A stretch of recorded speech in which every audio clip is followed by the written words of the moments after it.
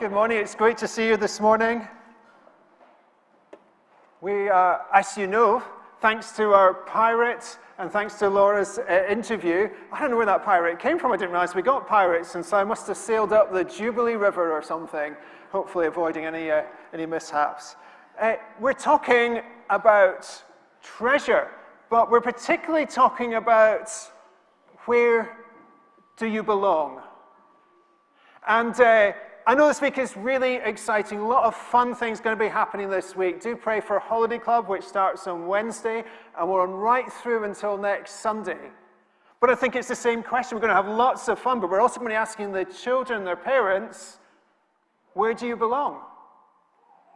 And if you've come in at all this morning with the newspaper headlines or online social stuff, you'll know it's a big question for our country just now. Where do you belong? Flags being put up. Some people would say they're pretty. Some people like me would say they're pretty awful, actually. But you can debate that one. It's not about our nationality. It's not about the town we're born in or the nation we claim on our passports. It's about the kingdom of heaven. Do you belong this morning in the kingdom of heaven?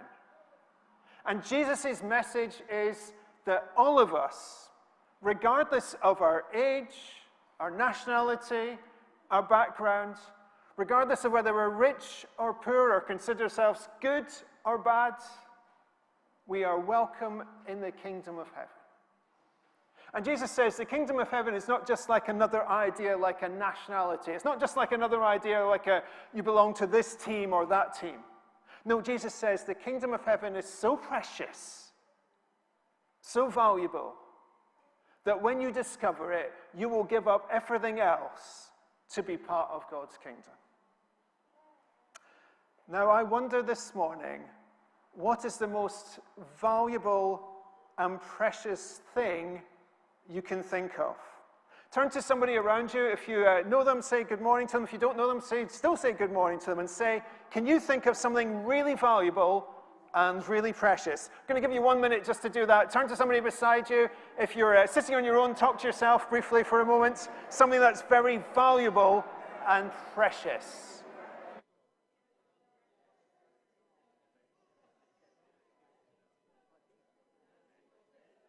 Right, if we come back, time ticks on, so I've come on for the few precious and valuable things. Here are some pictures of what I thought of. I thought of a sports car. Don't know if that's your car parked in Herschel Street this morning, but it might be. I thought of a big house that's obviously just around the neighborhood there, and I thought of family. Right. Going to be brave enough to ask you to talk once more, but what if we were to ask Jesus this question? Jesus, what is the most precious and valuable thing?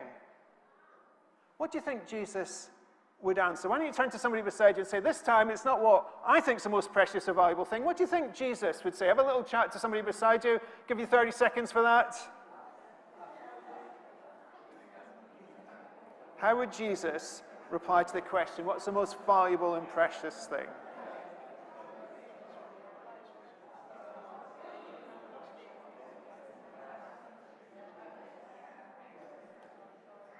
Okay, I'll stop you there again, because that really is the heart of the matter this morning. For Jesus, the most valuable and precious thing was the kingdom of heaven. And as the Son of God, Jesus came from heaven. In John 6:38 we read, Jesus said, "For I have come down from heaven, not to do my will, but to do the will of him who sent me." Jesus wanted people to know what the kingdom of heaven was like. And Jesus wants us this morning to realize how precious and valuable the kingdom of heaven is. Because Jesus wants to offer you and me a place in the kingdom of heaven. In Matthew 13, which Laura read from this morning, on several occasions, Jesus says what the kingdom of heaven is like. The sentence starts, the kingdom of heaven is like. And then Jesus completes it. The kingdom of heaven is like a mustard seed. A mustard seed is a very tiny seed. There's hundreds of mustard seeds there. Then he says the kingdom of heaven is like yeast. Don't really think that's yeast there. It's stuff that goes in to make bread rise and cakes rise and stuff. Then he says the kingdom of heaven is like treasure hidden in a field. And then the one we're thinking about this morning, the kingdom of heaven is like a merchant looking for fine pearls. Well, I thought when I read that, I thought, well, that's good. I'm glad I got this morning because it's a very short reading. And then I thought, I wonder what a pearl is. Well, I looked it up, and a pearl is a hard, glistening object produced by oysters and clams. Looks a little bit like that. Pearls are often used in jewelry. And I thought I'd better not ask if anyone's wearing a pearl necklace or earrings today, because that could be embarrassing. I looked at what, I thought, well, they must be worth quite a bit of money. And apparently the average price for a single pearl starts at $30, works its way up to around about $50. But the best ones, the purest ones, can be about $5,000 each. Now, the most valuable pearl in the world was actually discovered by accident. A fisherman was out fishing in the Philippines, and he brought something up that was really heavy, and he thought, this looks really nice, but it's not a fish. So I can't sell it at market. It's quite nice, so I won't chuck it back in. I'll take it home. And his wife saw it and says, what's that? It looks quite nice, but I don't think we've really got space for it. So he kept it under his bed for years and years. And one day, he thought to himself, I really ought to get rid of this, because it's just kind of in the road. I'll tell you what, I'll take it to someone. I'll just see if they'll give me a few pounds for it. And he took it to someone, and he said to them, how much do you think this great big glistening thing is worth? And the answer eventually was over $100 million, because he found a huge pearl. It's called the fisherman's pearl. What do we learn from Matthew 13? First, the merchant recognized the great value. I wonder this morning if we really recognize the value of what Jesus is offering us. We come to church, we think it's holiday club week, we can just switch off and forget about the world and just be busy doing fun things this week, which is great, we'll be doing that. But do we recognize the value of what we are offering? If we know Jesus, we know about his kingdom, and we're offering it to somebody else. It is of huge value. It's worth so much. Or do we tend to think, I've heard that message so many times, it really doesn't impact anything?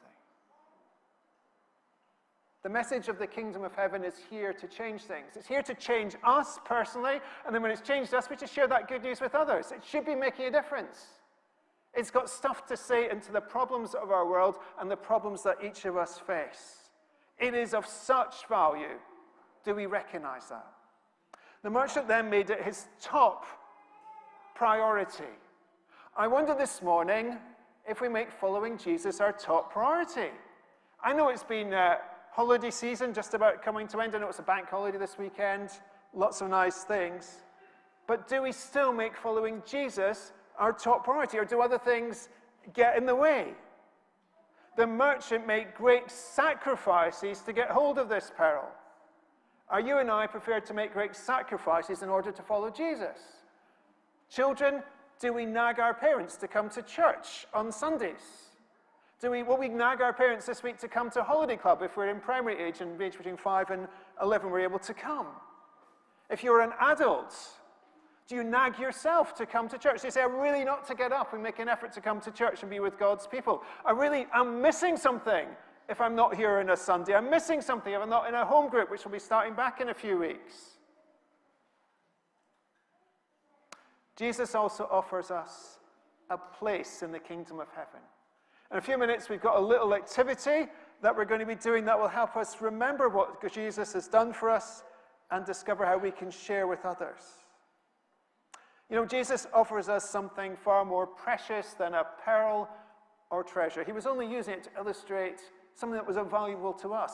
He was saying the kingdom of heaven is even greater value. Have we this morning recognized the value of the kingdom of heaven? Are we prepared to make sacrifices in order to follow Jesus?